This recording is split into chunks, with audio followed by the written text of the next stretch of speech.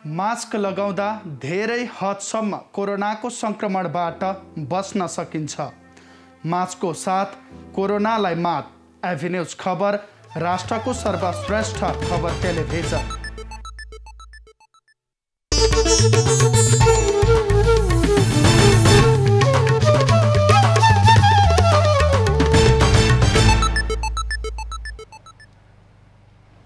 Corona संक्रमितको उचित उपचार हरेक नेपालीलाई खोपको आधार। नमस्कार, यो एभिन्यूज खबरको संकेत हो। तपाईं अहिले एभिन्यूज @7 मा हुनुहुन्छ। म विष्णु बसौला। प्रारम्भमा मूल खबर। सर्वोच्चद्वारा ढुङ्गा गिटी बालुवा निकासीमा रोक। निकासी सम्बन्धी बजेटमा गरिएको व्यवस्था तत्काल कार्यान्वयन नगर्न आदेश।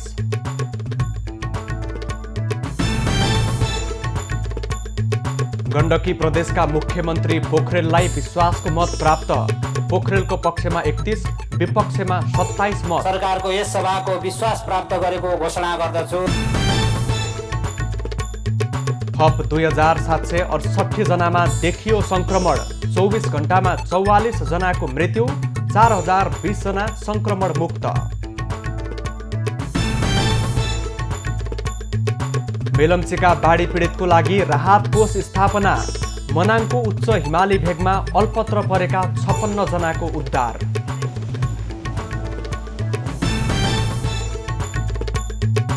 सिसडोलको बाटो बिग्रिएपछि 4 दिनदेखि उठेन राजधानीको फोहोर। वैकल्पिक डम्पिङ साइट नबन्दा हरेक वर्षायाममा समस्या। अमेरिकी राष्ट्रपति बाइडेनले चिनिया समकक्षी सीसँग द्विपक्षीय वार्ता गर्ने। वार्ताको मिति भने तय हुन बाँकी।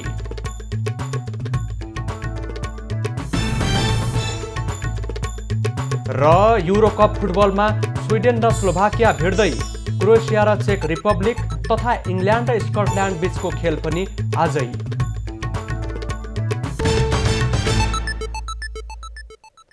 अब खबरको सिलसिला प्रारम्भ गरौं। सर्वोच्चको आदेश सम्बन्धी प्रसङ्गबाट।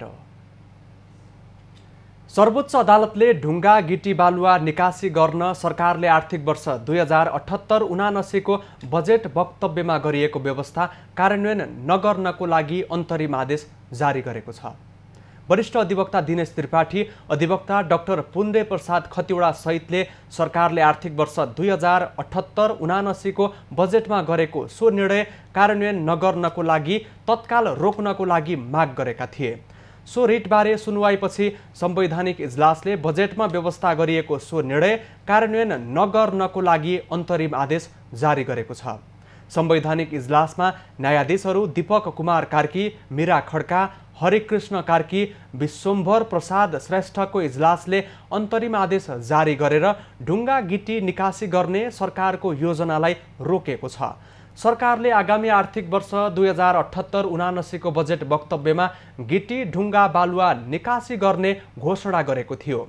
त्यसको सबै क्षेत्रबाट विरोध हुँदै आएको छ। सरकारले अध्यादेशबाट ल्याएको बजेटमा यस्तो व्यवस्था गरिँदा चुरे लगायत तराई क्षेत्र विनाश हुने भन्दै सरकारको कदमको विरोध भइरहेको समयमा सर्वोच्चले अन्तरिम आदेश जारी गरेको छ। सर्वोच्चको आदेशमा सबै विपक्षीसँग प्राकृतिक सम्पदा दोहनको नीति लिनुको कारण लिखित रूपमा पेश गर्न भनिएको छ। बजेटको बुँदा नम्बर 179 मा खानीजन्य ढुङ्गा गिटी बालुवा बिक्री गरेर व्यापार घाटा न्यूनीकरण गर्ने भनिएको छ। गण्डकी प्रदेशका मुख्यमन्त्री कृष्णचन्द्र नेपाली पोखरेलले विश्वासको मत प्राप्त गरेका छन्। आज प्रदेश सभा बैठकमा विश्वासको मत मागेका मुख्यमन्त्री पोखरेलले विश्वासको मत पाएका हुन्। विश्वासको मत पाएसँगै मुख्यमन्त्री पोखरेलको पद जोगिएको छ। मुख्यमन्त्री पोखरेलको विश्वासको मतको पक्षमा बैठकमा उपस्थित 58 मध्ये 31 वटा मत परेको छ। विश्वासको प्रस्तावको विपक्षमा 27 मत परेको छ। 30 दिनभित्र विश्वासको मत लिनुपर्ने संवैधानिक व्यवस्था भए पनि 29 जेठमा मुख्यमन्त्री नियुक्त भएका उनले नियुक्त भएको एक साता नपुग्दै विश्वासको मत मागेका हुन्। संविधानको धारा 168 को उपधारा 5 अनुसार 4 दल र एक स्वतन्त्र सांसदको समर्थनमा उनी मुख्यमन्त्री बनेका थिए।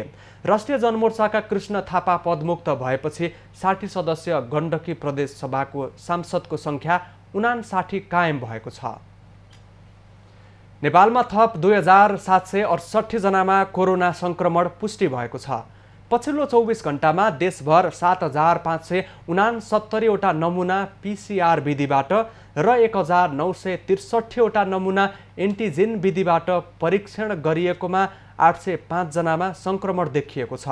यो सँगै हालसम्म कोरोना संक्रमितको संख्या 6,17,947 पुगेको छ।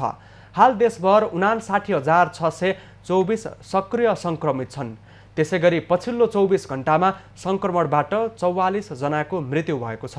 यो सँगै हालसम्म कोरोनाबाट ज्यान गुमाउनेको संख्या 8,641 पुगेको छ। पछिल्लो 24 घण्टामा देशभर 4,020 जना कोरोना मुक्त भएका छन्। यो सँगै हालसम्म निको हुनेको संख्या 5,49,682 पुगेको छ। नेपालमा संक्रमित निको हुनेको दर 89% पुगेको छ। हालसम्म संक्रमण पहिचानको लागि 32,55,579 वटा नमुना PCR र 1,33,327 वटा नमुना एन्टिजेन विधिबाट परीक्षण गरिएको छ। हाल देशभरका विभिन्न स्थानमा 489 जना क्वारेन्टिनमा भएको पनि जानकारी दिएको छ। सिन्धुपाल्चोकको मेलम्ची नगरपालिकाले गत मङ्गलबार राति आएको बाढीबाट पीडित बनेका स्थानीयलाई राहत तथा पुनर्स्थापनाको लागि कोष स्थापना गरेको छ। नगरपालिकाले 50 लाख रुपियाँ जम्मा गरेर राहत कोष सञ्चालनमा ल्याएको छ। साथै नगरपालिकाले सूचना जारी गर्दै अन्य स्थानीय सरकार सहयोगीलाई उक्त कोष मार्फत सहयोग गर्नको लागि अपिल गरेको छ। सङ्कटका बेला नगरपालिकाको सहयोग मात्रै पर्याप्त नहुने भन्दै नगरपालिकाले उक्त कोषमा योगदान गर्नको लागि सबै सरकार तथा सहयोगीलाई आग्रह गरेको छ। मङ्गलबार मेलम्ची र इन्द्रावती खोलामा आएको बाढीले मेलम्ची बजारमा डुबान भएको थियो। बाढीले मेलम्चीको वडा नम्बर 6, वडा नम्बर 10 र 11 का वडामा क्षति पुर्याएको नगरपालिकाले जानकारी दिएको छ।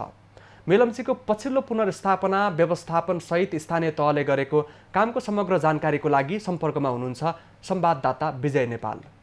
विजय, मेलम्चीमा मङ्गलबार आएको बाढीले धेरैवटा घरहरू पुरिएको छ, नागरिकहरूको जनजीवन अस्तव्यस्त बनेको छ। राहत वितरणका लागि पनि टोलीहरू त पुगिरहेका छन्। स्थानीय तहले आफ्नो तर्फबाट प्रयास पनि गरिरहेको छ। सो स्थान जो बढी प्रभावित देखिएको थियो मेलम्ची बजार, त्यस ठाउँको अहिलेको अवस्था र व्यवस्थापनको लागि के प्रयास भइरहेको छ? विष्णु, मेलम्ची बाढीले जुन मङ्गलबार राति साँझ आएको बाढीले विशेष गरी मेलम्ची बजार क्षेत्रलाई चाहिँ डुबानमा पार्यो। तर त्योभन्दा ज्यादा क्षति चाहिँ हेलम्बु गाउँपालिकामा भएको छ। हेलम्बु गाउँपालिकाको अधिकांश नदी किनारहरू कटान गरेका छन् र त्यहाँका घरहरू पूर्ण रूपमा क्षति गरेको छ र त्यहाँ मानवीय क्षति पनि भएको छ। विष्णु, 3 जनाको सप्ताहमा परेको छ भने 20 जना अझै हराइरहेका छन् र मेलम्ची र हेलम्बु दुवै स्थानीय तहले आफ्नो मान्छे। संवाददाता विजय नेपाल सिन्धुपाल्चोकबाट सम्पर्कको क्रममा सम्पर्क टुटेको छ। सिन्धुपाल्चोकमा मङ्गलबार आएको बाढीले हेलम्बु सहित सिन्धुपाल्चोक आसपासका क्षेत्रको जनजीवन अहिले अस्तव्यस्त अवस्थामा छ। धेरै घरहरू मेलम्ची बजार क्षेत्रका घरहरू बालुवा माटोले पुरिएको छ। क्षणभरमै खेतयोग्य जमिनदेखि घरहरू बगरमा परिणत भएको अवस्था थियो। त्यसैगरी मेलम्चीको हेडवर्क्स मेलम्चीबाट काठमाडौँमा पानी ल्याउनको लागि निर्माण गरिएको हेडवर्क्स क्षेत्रमा कार्यरत केही कर्मचारी बेपत्ता भएको खबर आएको छ। त्यसैगरी अझै पनि केही व्यक्तिहरू सम्पर्कमा नआएको खबर आइरहेको छ। यो सन्दर्भमा हामी थप जानकारी लिने प्रयास यसै बुलेटिन र आगामी बुलेटिनमा गर्नेछौँ। अहिले अर्को प्रसङ्ग, मनाङको उच्च हिमाली क्षेत्रमा अल्पत्र परेका 56 जनाको शुक्रबार उद्धार गरिएको छ। नार्पा भूमि गाउँपालिकाको फुल 1 मा यार्सा टिप्न गएका उनीहरूको उद्धार गरिएको जिल्ला प्रशासन कार्यालय मनाङले जनाएको छ। निरन्तर वर्षा भइरहेकाले उनीहरूको 4 दिनपछि उद्धार गरिएको हो। अविरल वर्षासँगै ठाउँ ठाउँमा पहिरो गएपछि उनीहरू सम्पर्कविहीन भएका थिए। लाप्चेमा अल्पत्र परेका 55 जना, ओढारका 28, ताल गाउँमा 3 जना अपाङ्गता भएका स्थानीयको उद्धार गरिसकिएको प्रशासनले जनाएको छ। मनसुनको सुरुमै आएको बाढी र पहिरोको कारण मुस्ताङमा ठूलो क्षति भएको छ। मनाङको चामे ताल गाउँ साथै मर्स्याङदीमा बाढीले गर्दा डुबान भएको छ। बाढीका कारण मनाङमा 1000 भन्दा बढी परिवार विस्थापित भएका छन्। बाढीको कारण मनाङवासी सञ्चार, खानेपानी र विद्युत विहीन बन्न पुगेका छन्। बिहिबार राहत र स्थलगत निरीक्षणको लागि प्रदेश मुख्यमन्त्री कृष्णचन्द्र नेपाली, बिना विभागीय मन्त्री राजीव गुरुङ लगायतको टोली मनाङ पुगेको थियो। बाढीले बगाएको बागलुङको कालीगण्डकी करिडोर अन्तर्गत काठे खोलाको पुल निर्माण कार्य तीव्र गतिमा भइरहेको छ। बाढीले पुलमा क्षति पुर्याएपछि दक्षिण भेगका जनताको सदरमुकामसँग सम्पर्क विच्छेद भएको थियो। स्थानीय प्रशासन, सडक विभाग, जिल्ला समन्वय समिति, बागलुङ नगरपालिका लगायतको सक्रियतामा पुल मर्मत गरेर यातायात सञ्चालन गर्ने तयारी भइरहेको छ। पुल भत्किएको कारण बागलुङका जनतालाई खानेपानी, खाद्यान्न, स्वास्थ्य उपचारमा समस्या भएको छ। पनि यो बाटो सुचारू हुने तरिकाले हामीले सोचौँ भनेका छौँ। त्यसपछि अनि ग्याबिङ लगाएर यसलाई अलिक व्यवस्थित, अलिक दीर्घकालीन बनाउने हिसाबले परामर्श गर्दै जाउँला भनेर हामीले भनिरहेका छौँ। त्यसो भएर हामी यसमा लागिराखेका छौँ। यद्यपि जनसमुदायलाई पर्ने सुविधा, के अरे दुःख पीडा र जो समस्या छ त्यो प्रति हामीले क्षमा माग्नुपर्ने हुन्छ। पुल मर्मतको काम 2 दिनभित्र सम्पन्न गरी यातायात सञ्चालन गर्ने तयारी भइरहेको विभागले जनाएको छ। यसै सन्दर्भमा थप जानकारीको लागि सम्पर्कमा हुनुहुन्छ बागलुङबाट संवाददाता राजेश चन्द्र राजभण्डारी। राजेश, बागलुङमा बाढीले पुलमा कति क्षति पुगेको थियो, अहिले मर्मतको काम कसरी भइरहेको हो? विष्णु, जुन अविरल रूपमा परेको जुन वर्षाको कारणले गर्दाखेरि बागलुङको जुन कालीगण्डकी कोरिडोरको जुन जाने मुख्य बागलुङको काठे खोलाको जुन पुलको मुख्य भाग नभएर पुलको चाहिँ छेउको भाग चाहिँ बाढीले क्षतिग्रस्त पुर्याएपछि अहिले चाहिँ जुन 4 दिनदेखि यातायात अवरुद्ध भएको अवस्था छ र त्यो पुललाई चाहिँ छिटोभन्दा छिटो मर्मत गरेर यातायात सञ्चालन गर्ने तयारी भइराखेको भए पनि अहिलेसम्म चाहिँ सम्पन्न भएको अवस्था चाहिँ छैन। विष्णु, राजेश, पुल मर्मत गरेर सञ्चालन गर्ने तयारी त भइरहेको छ, साथसाथै पुल जोगाउनु पनि चुनौतीपूर्ण छ। अब सडक सञ्जालसँग ग्रामीण क्षेत्रको सम्पर्क तुड्दा त्यस क्षेत्रमा पर्ने असरको विषयमा त सरकारवाला सम्बन्धित निकायले थप सजगता अपनाउनु पर्ने आवश्यकता छ नै। पुललाई संरक्षण गर्नको लागि के हुँदैछ? पुललाई संरक्षण गर्नको लागि पुलको सँगै ठुलो एउटा ढुङ्गा चाहिँ बगाएर ल्याएको र त्यो ढुङ्गा फुटाल्नै अब अहिले चाहिँ समस्या फुटाल्न नै गाह्रो भएको हुनाले चाहिँ आज चाहिँ काम भएको छैन र भोलिसम्म जसरी पनि त्यो ढुङ्गा फुटालिसकेपछि पुललाई चाहिँ सञ्चालनमा ल्याउने र अनि पुल सञ्चालनमा ल्याइसकेपछि केही समयपछि त्यसलाई व्यवस्थित गर्ने भन्ने कुरा चाहिँ अहिले चाहिँ भइरहेको छ। र अघि मैले बागलुङको प्रमुख जिल्ला अधिकारीसँग सम्पर्क गरेर भोलिसम्म कुनै पनि शनिबार बेलुकीसम्म पुल चाहिँ सञ्चालनमा ल्याउने चाहिँ हामी तयारीमा हामी जुटेका छौँ र त्यही अनुसारको सडक विभाग र सबै हामी सरकारवाला निकायहरूलाई चाहिँ हामीले राखेर चाहिँ हामीले काम गराइराखेका छौँ र शनिबारसम्ममा हामीले चाहिँ पुल चाहिँ सञ्चालनमा ल्याउँछौँ भनेर चाहिँ प्रतिबद्धता चाहिँ जनाउनु भएको छ। धन्यवाद राजेश। संवाददाता राजेश चन्द्र राजभण्डारी बागलुङबाट सम्पर्कमा रहनु भएको थियो। बागलुङको कालीगण्डकी करिडोर अन्तर्गतको काठे खोलाको पुल मर्मतको काम तीव्र गतिमा भइरहेको छ। बाढीले असर गरेपछि 4 दिनदेखि ग्रामीण क्षेत्रको सडक सञ्जालमा सम्पर्क विच्छेद भएको छ। सवारी साधन चल्न सकिरहेको छैन। पुल मर्मत गरेर त्यसलाई संरक्षण गर्नको लागि पनि सम्बन्धित निकायले पहल भने जारी राखेको छ। अब अर्को प्रसङ्ग, राष्ट्रपति विद्यादेवी भण्डारीले प्राकृतिक प्रकोपले निम्त्याएको विपदबारे गृहमन्त्री खगराज अधिकारीसहित सुरक्षा अङ्गका प्रमुखसँग छलफल गरेकी छिन्। राष्ट्रपति कार्यालयले दिएको जानकारी अनुसार गृहमन्त्री सशस्त्र प्रहरीका प्रमुख, नेपाल प्रहरीका प्रमुख, राष्ट्रिय अनुसन्धानका प्रमुखसँग राष्ट्रपति कार्यालयमा छलफल भएको छ। गृहमन्त्री अधिकारी गृह सचिव महेश्वर नेउपाने, सशस्त्र प्रहरीका महानिरीक्षक शैलेन्द्र खनाल, नेपाल प्रहरीका महानिरीक्षक शैलेश थापा, अनुसन्धान विभागका प्रमुख गणेश अधिकारी शीतल निवास पुगेका थिए। छलफलमा राष्ट्रपतिले विपदमा परेका जनताको उद्धार, राहत लगायतको बन्दोबस्त मिलाउनको लागि निर्देशन दिएकी छिन्। छलफलमा विपद व्यवस्थापन र अहिलेसम्म भएका क्षतिको विषयमा राष्ट्रपति भण्डारीले चासो राखेकी थिइन्। राष्ट्रिय मानवाधिकार आयोगले अविरल वर्षाले गर्दा आएको बाढी पहिरो र डुबान पीडितको उद्धार, राहत, स्वास्थ्य उपचार र बसोबासको व्यवस्था मिलाउनको लागि आग्रह गरेको छ। आयोगले शुक्रबार विज्ञप्ति जारी गर्दै बाढी पहिरो तथा डुबान पीडितको उद्धार, राहत, स्वास्थ्य उपचार तथा बसोबासको व्यवस्था मिलाउनको लागि सरकार समक्ष आग्रह गरेको हो। आयोगले आज विज्ञप्ति जारी गर्दै विपदको घडीमा मानवीय सहयोगको उच्चतम भावना साथ उद्धार, राहत र पुनर्स्थापनाको लागि जुट्नको लागि सम्बद्ध सबै पक्षलाई आग्रह गरेको छ। आयोगले सिन्धुपाल्चोकको हेलम्बुमा मङ्गलबार बेलुका आएको बाढी र पहिरोमा परि 4 जना बेपत्ता भएको, सिन्धुपाल्चोकको हेलम्बु मेलम्ची बजार क्षेत्रमा करिब 4वटा पुल बगाउँदा यातायात सम्पर्क विच्छेद भएको पनि जनाएको छ।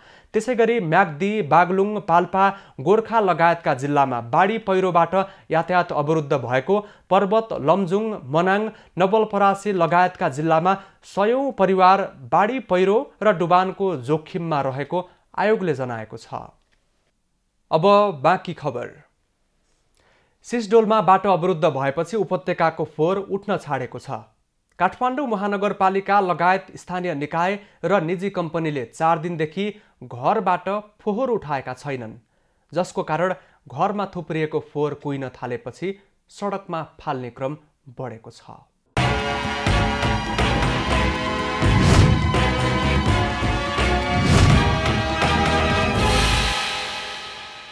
काठमाडौँ उपत्यकामा प्रत्येक घरबाट दैनिक औसत 5 केजी फोहोर निस्किने गर्दछ। काठमाडौँ महानगरपालिकाभित्र मात्रै दैनिक 500 मेट्रिक टन फोहोर उत्पादन हुन्छ।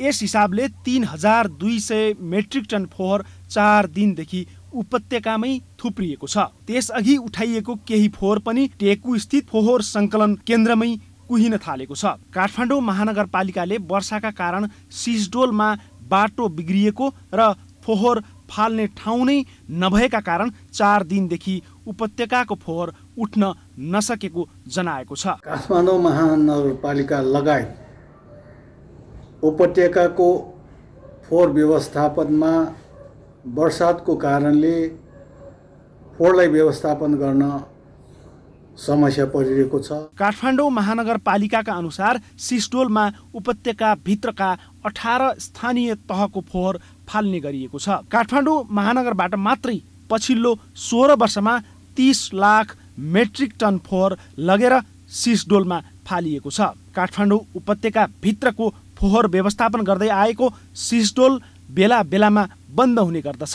महानगरपालिकाले असार 3 गतेबाट नै फोहोर उठाउन थालिएको बताए पनि शुक्रबारसम्म फोहोर भने उठाइएको छैन। सम्पूर्ण महानगरका नागरिकहरूलाई पनि अनुरोध गर्न चाहन्छु, सगोर आफ्नो घरबाट कम फोहोर मात्र निकालिदिनु हुन अनुरोध पनि गर्न चाहन्छु।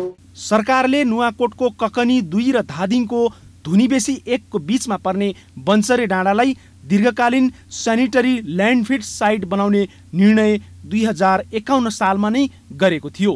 तर 26 वर्ष बितिसक्दा पनि त्यहाँ आवश्यक पूर्वाधार निर्माण भएको छैन। सरकारले 3 वर्षका लागि भनेर निर्माण गरिएको यो ल्यान्डफिड साइटको विकल्प 16 वर्षसम्म पनि नखोज्दा हरेक वर्षातयाममा समस्या आउने गरेको छ। सृष्टि पराजुलीको रिपोर्ट।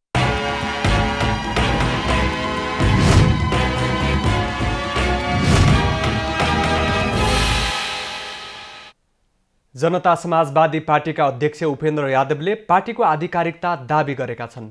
शुक्रबार निर्वाचन आयोग पुगेर अध्यक्ष यादवसहित नेताले जसपाको वैधानिकता दाबी गरेका हुन्। बिहिबार बसेको जसपाको केन्द्रीय कार्यकारिणी समितिको बैठकको निर्णयसहित यादव पक्ष आज निर्वाचन आयोगमा पुगेको छ। अध्यक्ष यादवसहित अशोक राई, राजेन्द्र श्रेष्ठ, लालबाबु राउत लगायतका शीर्ष नेता आयोगमा पुगेर हस्ताक्षरसहित आधिकारिकता दाबी गरेका छन्। आयोगमा यादव पक्षका 30 जना कार्यकारिणी सदस्यले हस्ताक्षरसहित निवेदन दिएका छन्। आयोगले राजनीतिक दल सम्बन्धी दफा 51 अनुसार विवरण अद्यावधि गर्न अस्वीकार गरेपछि यादव पक्षले आधिकारिकता दाबी गरेको छ। नियम 25 अनुसार यो कुरा अपुग भएको हुँदाखेरि त्यो पठाउनुस् अनि हामी चाहिँ अपडेट गरिदिन्छौँ भन्ने पत्र हामीले पायौँ। त्यो पाएको हुँदाखेरि र हाम्रो पार्टीमा झन्डै 60% भन्दा बहुमतको निर्णय भएको अवस्थामा निर्वाचन आयोगले जे कुराहरू हामीलाई दिएको छ त्यसैलाई चाहिँ हामीले सम्मान गर्दै आज नै हामीले यो छिटोभन्दा छिटो विवाद निरूपण होस् भन्दै आज चाहिँ यहाँ निवेदन दर्ता गराएको 30 जनाको हस्ताक्षर। यसअघि यादवले पार्टी आधिकारिकता दाबी गर्दै अर्का अध्यक्ष महन्त ठाकुर लगायतलाई कारवाही गरेका थिए। साथै ठाकुरले पनि यादवलाई कारवाही गरेका थिए। दुवै पक्षले जसपा आधिकारिकता दाबी गरेका थिए। एकअर्कालाई गरेको कारवाही भने आयोगले कार्यान्वयन गर्न नसकिने जवाब दिएको थियो। आयोगको उक्त जवाबबारे राजनीतिक र कानुनी लडाईँ लड्ने यादव पक्षले निर्णय गरेको थियो। जसपाभित्र पछिल्लो समय अध्यक्षद्वय ठाकुर र यादव बीच विवाद देखिएको छ। ठाकुर पक्ष प्रधानमन्त्री केपी ओली सरकारमा सहभागी भएको छ भने यादव पक्ष नेपाली कांग्रेसका सभापति शेरबहादुर देउवालाई भावी प्रधानमन्त्री गर्नको लागि हस्ताक्षर गरेको छ। नेकपा एमालेका कर्णाली प्रदेश संसदीय दलको बैठकले नेकपा माओवादी केन्द्र नेतृत्वको सरकारमा सहभागी 3 मन्त्रीलाई तत्काल पदबाट राजीनामा दिनको लागि निर्देशन दिएको छ। दलका नेता यामलाल कणेलको अध्यक्षतामा बसेको बैठकले मन्त्रीद्वय अमरबहादुर थापा, कुर्मराज साई, नन्दसिंह बुढालाई राजीनामा दिएर प्रतिपक्षी भूमिकामा बस्नको लागि निर्देशन दिएको छ। सरकारमा थापा भौतिक पूर्वाधार तथा शहरी विकास, शाही भूमि व्यवस्था, कृषि तथा सहकारी र बुढा उद्योग, पर्यटन तथा वन मन्त्रीको रूपमा रहेका छन्। पार्टी व्हिप विपरीत फ्लोर क्रस गरेका नेता प्रकाश ज्वाला सहित शुक्रबार बसेको दलको बैठकले 3 मन्त्रीलाई राजीनामा दिनको लागि निर्देशन दिएको छ। यता भौतिक पूर्वाधार मन्त्री थापाले सर्वोच्च अदालतले 10औं महाधिवेशन आयोजक समितिलाई मान्यता नदिएको अवस्थामा केपी ओलीलाई आफूहरूलाई कारवाही र फिर्ताको निर्देशन दिने अधिकार नरहेको बताएका छन्। 9औं महाधिवेशनबाट निर्वाचित भई कर्णाली प्रदेश इन्चार्जको जिम्मेवारीमा रहेका उपाध्यक्ष युवराज गेवालीको निर्देशन भए मात्र सरकारबाट बाहिरिने उनको भनाइ छ। लोकसेवा आयोगमा पदाधिकारी नियुक्त गर्न ढिलाइको कारण निजामती सेवाको विशिष्ट पद सचिव पद खाली हुँदै गएको छ। गएको असार 26 गते पदाधिकारी नियुक्त गरे पनि संसदीय सुनवाई नहुँदा काम गर्न भने सकिरहेको छैन।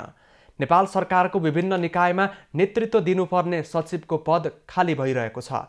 सचिव खाली हुँदा ती निकाय काम चलाउमा परिणत हुने अवस्था आउने लोकसेवा आयोगका पूर्व अध्यक्ष उमेश मैनालीले बताएका छन्। यस्तो अवस्थामा मन्त्री स्वयंले समेत काम गर्न नसक्ने अवस्था आउने उनको भनाइ छ। हुन त त्यहाँ सिनियर व्यक्तिहरूले निमित्त चला हुन्छ। निमित्त कार्यवाहक भनेको त्यो शब्दले नै यहाँले अर्थ लाउन सक्नुहुन्छ, त्यो काम चलाओ। त्यसैले गर्दाखेरि मन्त्रालयको दैनिक काम नै ठप्प नहोस् भनेर एउटा प्रबन्ध निमित्तहरूले चलाउने बेग्लै कुरा हो। आफैले जिम्मेवारी लिएर यो मेरो पदको जिम्मेवारी हो, रेस्पोन्सिबिलिटी फिल गर्ने र त्यसलाई मन्त्रालयलाई नयाँ किसिमले ड्राइभ गर्ने आफ्नो र मन्त्रीज्यूहरूलाई सही परामर्श दिने काम चाहिँ अभाव हुन जान्छ यो सचिवको पद पूर्ति नहुँदा। यता लोकसेवा आयोगमा पदाधिकारी नहुँदा निजामती कर्मचारीको बढुवा प्रक्रियामा समस्या भएको छ। लोकसेवा आयोगमा पदाधिकारी नभएको अवस्थामा सबै बढुवा प्रक्रिया रोकिनेछ। यस्तो अवस्थामा सरकारले बढुवाको लागि योग्य भएका र अगाडि रहेका मध्ये एकजनालाई कायम मुकायम दिएर तत्कालको लागि गाँठो फुकाउन सक्छ। मुख्य सचिवलाई थाहा छ को व्यक्तिहरूको कार्य सम्पादनको स्तर मूल्याङ्कन कस्तो छ र को सिनियर हुनुहुन्छ। तिनीहरू मध्येबाट कार्यवाहक दिनुपर्ने हुन्छ। कायम मुकायम, कार्यवाहक नभनौँ, हाम्रो कायम मुकायम भन्छ निजामती सेवा ऐनले। कायम मुकायम दियो भने तिनै व्यक्तिहरू भोलि प्रमोसन हुने प्रबल सम्भावना हुन्छ। किनभने त्यो मूल्याङ्कनमा पनि माथि भएको र सिनियरिटी मूल्याङ्कनमा पनि पूर्णाङ्क प्राप्त गरेको र सिनियर व्यक्तिहरूलाई कायम मुकायम दियो भने 6 महिनासम्म कायम मुकायम दिन पाइहालिन्छ र त्यो बेलासम्म पदोन्नति भइसक्छ। त्यसैले अहिलेसम्म मन्त्रालय तथा विभिन्न निकायमा 8वटा सचिवको पद खाली रहेको छ। निजामती सेवा ऐनमा सचिव पदको पदावधि 5 वर्ष तोकिएको छ। नेपाल सरकारको विभिन्न निकायमा निजामती सेवाको प्रशासनको 34, न्याय सेवाको 13, इन्जिनियरिङतर्फ 8 तथा वन तथा सङ्घीय संसदमा 1-1 जना गरी 69 जना सचिव पद रहने व्यवस्था गरिएको छ। यसबाहेक नेपाल सरकारको मुख्य सचिव, सर्वोच्च अदालतका मुख्य रजिस्ट्रार र सङ्घीय संसदमा महासचिव रहने व्यवस्था गरिएको छ। कृषि तथा पशुपक्षी विकास मन्त्री ज्वालाकुमारी शाहले भूउपयोग नीतिलाई कडाइको साथ लागू गरेर खेतयोग्य जमिन सहरीकरण हुनबाट रोकिनुपर्ने बताएकी छिन्। शुक्रबार कृषि विभाग र नेपाल कृषि महासंघले संयुक्त रूपमा आयोजना गरेको समृद्ध नेपालको लागि कृषिको आधुनिकीकरण विषयक अन्तर्क्रियामा कृषि मन्त्री शाहले कृषक र कृषिकै लागि भूउपयोग नीति ल्याएको भन्दै यसलाई कडाइको साथ कार्यान्वयन गर्दै अगाडि बढ्नुपर्नेमा जोड दिएकी छिन्। भूउपयोग नीति लागू गर्दा खेतीयोग्य भूमि सहरीकरण हुनको लागि रोकिने पनि मन्त्री शाहको दाबी रहेको छ। मन्त्री शाहले किसानलाई सूचीकृत गरी राज्यको तर्फबाट दिनुपर्ने सेवा सुविधा दिनको लागि मन्त्रालय तयार भएको बताएकी छिन्।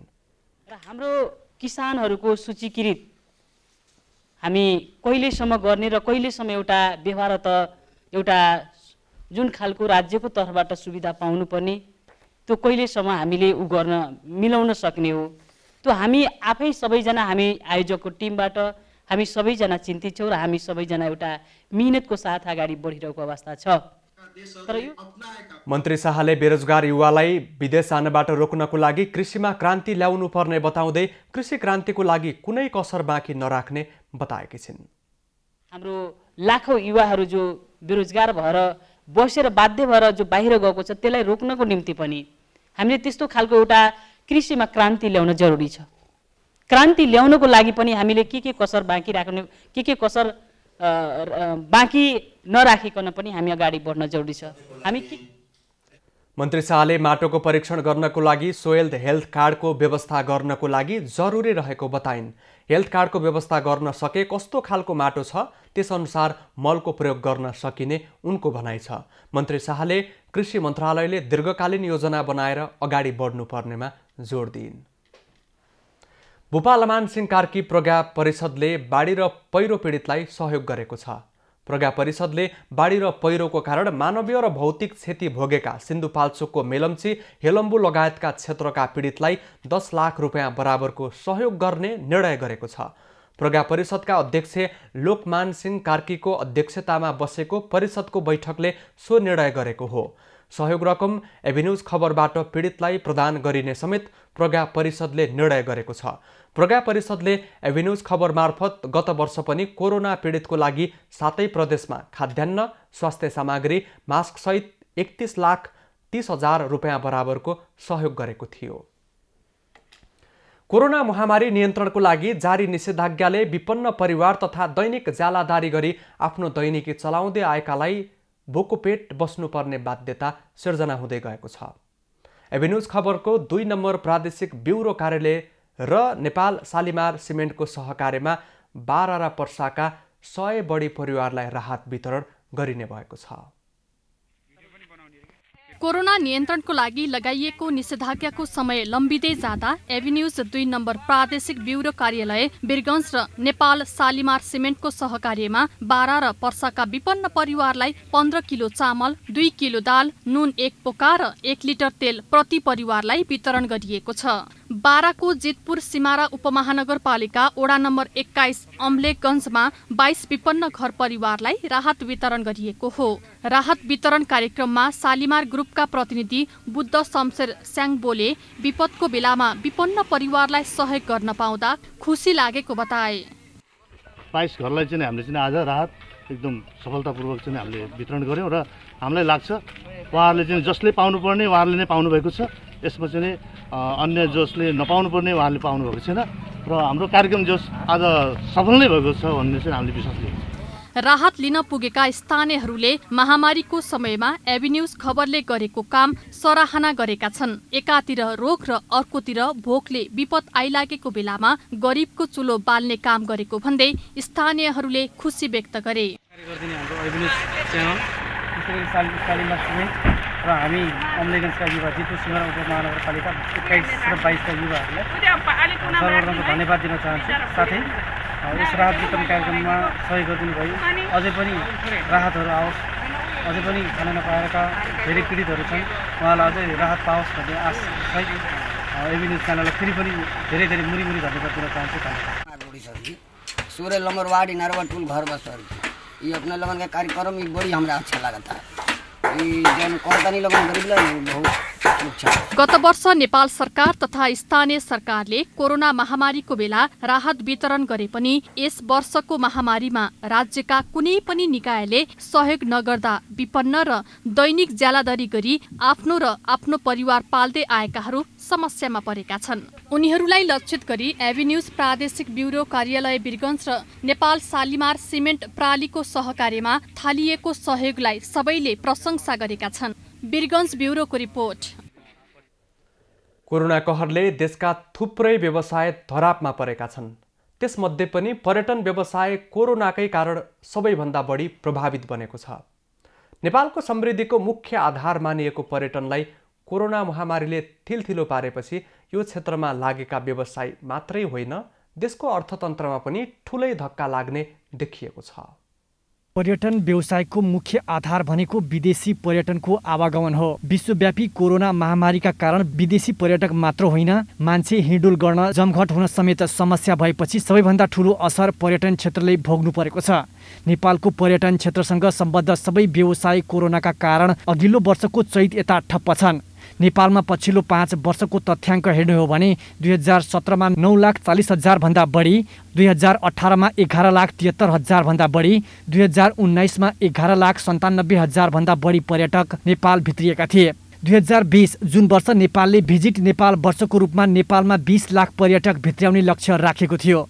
कोरोनाका कारण भिजिट नेपाल वर्षको कार्यक्रम नै रोकियो। स्वास्थ्य मापदण्ड पालना गरी पर्यटन व्यवसाय सुचारू गर्दा छिट्टै लयमा फर्कने सम्भावना रहेको पर्यटन व्यवसायीहरूको आङ्कलन छ। सङ्घीय सरकारले के गर्ने, प्रदेश सरकारले के गर्ने, स्थानीय निकायले के गर्ने, हामीले निजी क्षेत्रले व्यवसायले के गर्ने भन्ने कुराहरू प्रष्ट रूपमा खाका आएको खण्डमा हामी अगाडि जान सक्छौँ। अहिले चाहिँ अन्यल छ, किनभने समन्वय छैन सरकारी निकायमा पनि, र सँगसँगै अब खोपको मात्रा बढाउनु पर्यो।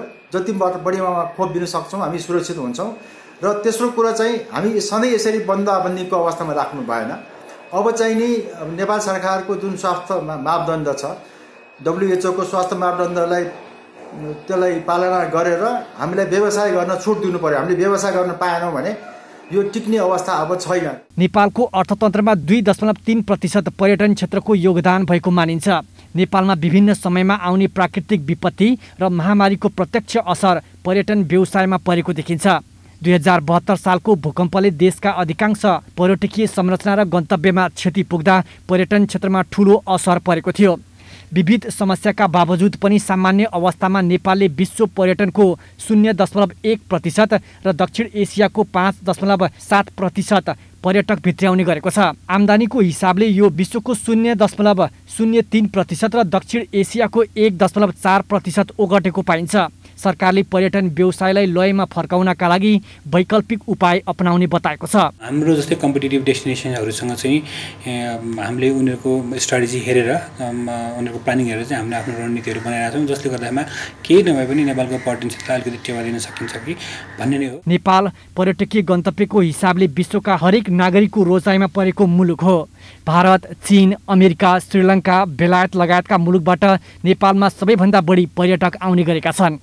कोरोना महामारीले थिलथिलो पारेको नेपालको पर्यटन व्यवसायलाई पुनः लयमा फर्काउन सरकार, पर्यटन व्यवसायी र आम नागरिकहरूले आफ्नो ठाउँबाट भूमिका खेल्न जरुरी छ। शीतल रिजाल, काठमाडौँ।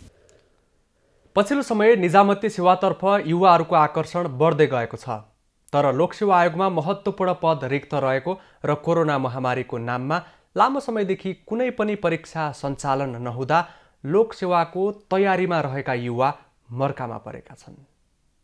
पछिल्लो समय निजामती सेवामा युवाहरूको आकर्षण बढ्दो छ।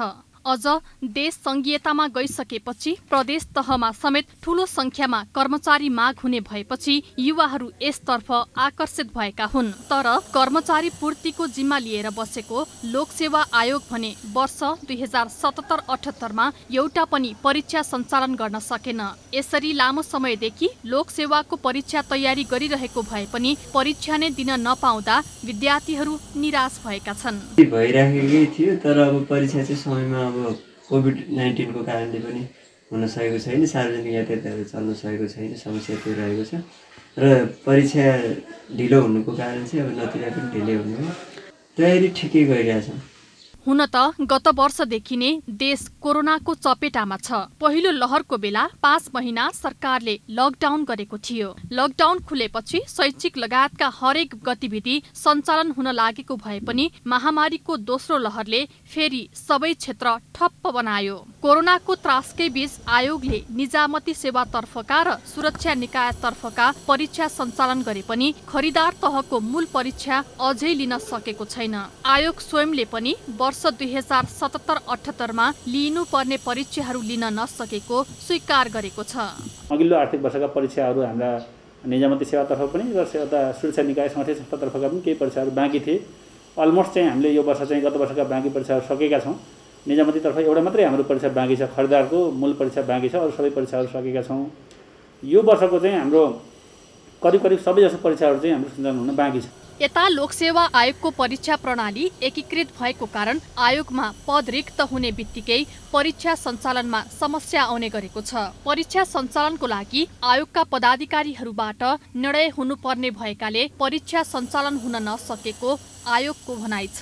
अब गरौँ भन्ने बेला आयोग चाहिँ यो चैतको 10 गतेपछि आयोग चाहिँ लोकसेवा आयोग पदाधिकारी विहीन रहेको अवस्था भयो र हाम्रा चाहिँ परीक्षा सञ्चालन गर्दा विभिन्न प्रक्रियाहरूमा चाहिँ आयोगसँग टचमा भएर आयोगको निर्णयअनुसार हामीले काम गर्नुपर्ने हुन्छ र हामी चैतपछि त आयोगको रिक्तताको अवस्थामा आयोगले दिएका अधिकार आयोगले चाहिँ पहिले निर्णय गरेर गएका केही निर्णय कामहरू बाहेक तयारीका काम बाहेक अरू हामी केही काम गर्न सकेनौँ। त्यसले गर्दा चाहिँ हाम्रो यो वर्षको चाहिँ कुनै पनि परीक्षा सञ्चालन हुन सकेको छैन। करिब 1.5 वर्षदेखि आयोगले कुनै किसिमको परीक्षा लिन नसक्दा एकतर्फ विभिन्न कार्यालयहरूमा ठूलो संख्यामा पद रिक्त हुन पुगेको छ।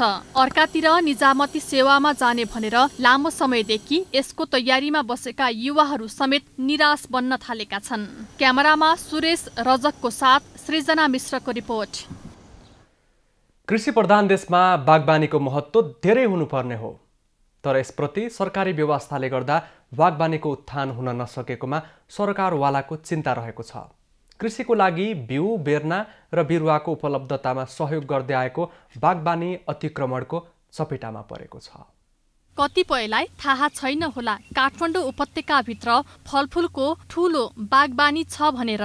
काठमाडौँको दक्षिण पश्चिममा कीर्तिपुर नगरपालिकामा रहेको समशीतोष्ण बागबानी केन्द्र नजिकै भएर पनि ओझेलमा छ। 2019 सालमा जापान सरकारको सहयोगमा स्थापना भएको समशीतोष्ण बागबानी केन्द्र धेरै सम्भावना भए पनि खुम्चेर बसेको छ। नेपालको मध्य पहाडमा हुने सबै प्रकारका फलफुलको विस्तारको लागि बिउ, बेर्ना, बिरुवा उत्पादन गर्ने भए पनि सरकारको प्राथमिकतामा क्रमशः खुम्चदो छ। अंगुर, नास्पाती, आरु, किवी, एभाकाडो, हलुवाबेद, अम्बा, बयर तथा सुन्तला जातका फलफुलको 50 भन्दा बढी जातका फलफुलको बिरुवा यस केन्द्रले उत्पादन गर्दै आएको छ। यस केन्द्रमा उत्पादन हुने जापानिज नास्पति र वाइनको लागि राम्रो मानिएको स्टुबेन अंगुर विशेष रहेका छन्।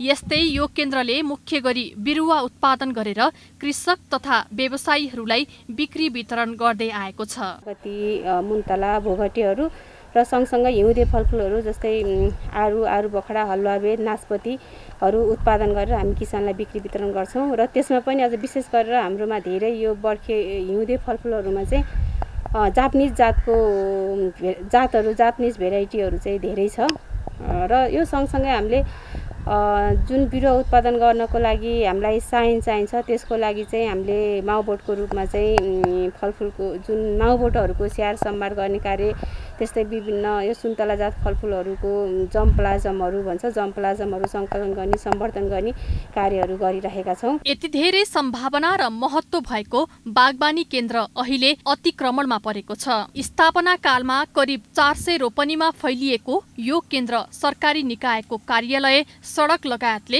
क्रमशः अतिक्रमण गर्दै गएका छन्। काठमाडौँ उपत्यका नजिक रहेको ठूलो क्षेत्रफलमा सबैको आँखा जानु स्वाभाविक हो। 400 रोपनीमा फैलिएको यो बागबानी केन्द्र अहिले 275 रोपनीमा खुम्चन पुगेको छ। सरकारले यसको महत्त्वलाई व्यवस्था गर्दै जाने हो भने अस्तित्व नै समाप्त हुने खतरा बढ्दै गएको देखिएको छ। फार्मको आफैमा हेर्दा चाहिँ यो पहिला 400 रोपनी क्षेत्रफलमा फैलिएको थियो। अहिले हामी खुम्चिँदै करिब 2.5 को हाराहारीमा छौँ। त्यो भित्र पनि यहाँ स्ट्रक्चर, रोडहरू, फर्महरू छ, स्टोर रुमहरूदेखि लिएर र उत्पादन ब्लकहरू देखेर फरक छ र बिरुवै उत्पादन गर्ने ब्लक त हाम्रो जम्मा 2 हेक्टरमा झरिसकेको छ। यो क्रमशः घट्दै गएको कारणले माग बढ्दै गएको छ। हामीले क्षेत्रफल घट्दै गएकोले हामीलाई चुनौती छ। काठमाडौँ लगायतका मध्य पहाडी क्षेत्रमा समतिपूर्ण जलवायुमा उपयुक्त हुने फलफुलको बिरुवा उत्पादन गर्न यो केन्द्रको प्रचार प्रसार र क्षमता वृद्धि गर्न आवश्यक देखिएको छ। बजारको अभाव नभएको तर माग अनुसार उत्पादन दिन नसकिएको यो समयमा यस्ता बागवानी केन्द्रको भूमिका महत्त्वपूर्ण रहन्छ। केन्द्रको अहिलेको अवस्थामा मन्त्रालयको आवश्यक पहल कदमी पुग्नुपर्ने खाँचो टटकारो रूपमा देखिएको छ। खोटाङ जिल्लाका 10 वटा स्थानीय तहका कोभिड बिरामीलाई उपचारको लागि सहज हुने भएको छ। दिक्तेल, रूपाकोट, मजुवागढी नगरपालिका र जिल्ला अस्पताल खोटाङको संयुक्त लगानीमा 32 शय्याको अस्थायी कोभिड अस्पताल सञ्चालनमा आएको छ। कोभिड-19 को संक्रमितको उपचारको लागि जिल्ला अस्पताल र नगरपालिकाले विशेष अस्थायी अस्पताल सञ्चालनमा ल्याएको छ। 10 वटा स्थानीय तहका कोभिड बिरामीहरूलाई उपचार गर्न जिल्ला आयुर्वेद स्वास्थ्य केन्द्र दिक्तेलको भवनमा अक्सिजन सहितको व्यवस्था मिलाइएको हो। जिल्लामा व्यवस्थित अस्पताल नहुँदा बिरामीलाई काठमाडौँ र विराटनगर लैजानु पर्ने समस्या अब हट्ने अपेक्षा गरिएको छ। यहाँ चाहिँ अरू ओपीडीदेखि लिएर अरू सबै सेवाहरू अस्पतालका नियमित सेवाहरू अस्पतालबाट सञ्चालन गर्ने गरी कोभिडसँग सम्बन्धित सबै बिरामीहरू, कोभिडसँग सम्बन्धित सबै चेक जाँच चाहिँ यो अस्पतालबाट गर्ने गरी आजबाट हामीले यसलाई सञ्चालनमा ल्याएको हो। अस्थायी कोभिड अस्पतालमा 1 जना मेडिकल अफिसर, 2 जना स्टाफ नर्सको व्यवस्था मिलाइएको छ। व्यवस्थित स्वास्थ्य उपकरण सहित सञ्चालनमा ल्याइएको अस्पतालमा जिल्लाभरका कोभिड संक्रमितको उपचार गरिनेछ। अस्थायी कोभिड हस्पिटल वा आइसोलेसन केन्द्रको रूपमा विकास गरेका छौँ। यसमा सबैभन्दा धेरै अपनत्व हाम्रो नगरपालिकाले लिएको छ र यसमा चाहिँ विशेष गरी बेडमा अनसाइड बेडमा चाहिँ बेड लकर, त्यसै गरी आइभी स्ट्यान्ड, त्यो सँगसँगै हाम्रो चाहिँ अक्सिजन कन्सन्ट्रेटर राख्नेसँग सिलिन्डरमा प्रिलोडेड अक्सिजनहरू पनि रहेर हामीले यसलाई सञ्चालन गर्दैछौँ। यसअघि व्यवस्थित कोभिड अस्पताल नहुँदा सेवाग्राहीले महँगो शुल्क तिरेर उपचार गर्नुपर्ने बाध्यता थियो। अस्पताल सञ्चालनमा आएपछि स्थानीय हर्षित भएका छन्। जिल्ला अस्पतालमा अस्पतालकै पुरानो लयमा अस्पताल सञ्चालन हुन्छ र जिल्ला आयुर्वेदिक भवनको कार्यालयको नवनिर्मित भवनमा चाहिँ कोभिड अस्पताल सुरु भएको छ। त्यो कोभिडका बिरामी मात्रै राखेर आजबाट नगरपालिकाले उपचार सुरु गरेको छ। यसमा चाहिँ अत्यन्तै राम्रो भयो। राज्यको पहिलो दायित्व हरेक नागरिकको उचित उपचार पहिलो प्राथमिकता नै हो। ढिलै भए पनि खोटाङ जिल्लामा व्यवस्थित कोभिड अस्पताल सञ्चालनमा आउनुलाई यहाँका स्थानीय र सरकारवालाले प्रशंसा गरेका छन्। निरन्तरता र प्रभावकारितामा विशेष ध्यान दिनुपर्ने सुझाव पनि दिएका छन्। खोटाङबाट राजन ठटालको रिपोर्ट। निर्वाचन आयोगले तोकिएको अवधिभित्र आय व्ययको लेखा परीक्षण प्रतिवेदन पेश गर्न नसक्ने 41 राजनैतिक दललाई कारवाही गरेको छ। लेखा परीक्षण प्रतिवेदन पेश गर्न नसक्ने बारेमा सफाई सहितको स्पष्टीकरण पेश नगरेको भन्दै आयोगले 50,000 को दरले जरिवाना गर्ने निर्णय गरेको छ। आयोगले 2078 वैशाख 7 गते राजनीतिक दललाई लेखा परीक्षण प्रतिवेदन बुझाउनको लागि सूचना जारी गरेको थियो। राजनीतिक दल सम्बन्धी ऐन 2073 को दफा 54 को उपदफा 1 को खण्ड घ बमोजिम लगातार 3 वर्षसम्म लेखा परीक्षण प्रतिवेदन बुझाउनु पर्ने व्यवस्था रहेको छ। आयोगले उक्त जरिवाना किन नगर्ने भनी स्पष्ट गर्न 7 दिनको समयावधि प्रदान गरिएकोमा तोकिएको समयावधिभित्र सफाई सहितको स्पष्टीकरण पेश नगर्ने 41 राजनीतिक दललाई राजनीतिक दल सम्बन्धी ऐन 2073 को दफा 44 को उपदफा 1 बमोजिम 10,000 देखि 50,000 सम्म जरिवाना हुन सक्ने व्यवस्था गरिएको छ। सोही कानुनी प्रावधान बमोजिम प्रत्येक राजनीतिक दललाई 50,000 को दरले जरिवाना गरिएको जनाइएको छ। अब पालो एभिन्यूज एट मौसमको।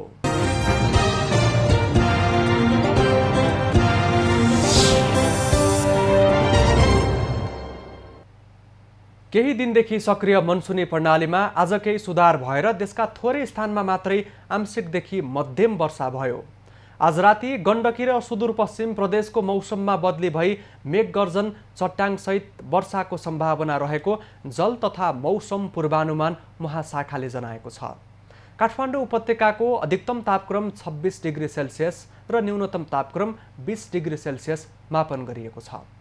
आज देशभरको मौसम कस्तो रह्यो त? हेरौँ देशका विभिन्न स्थानको मौसमी अवस्था।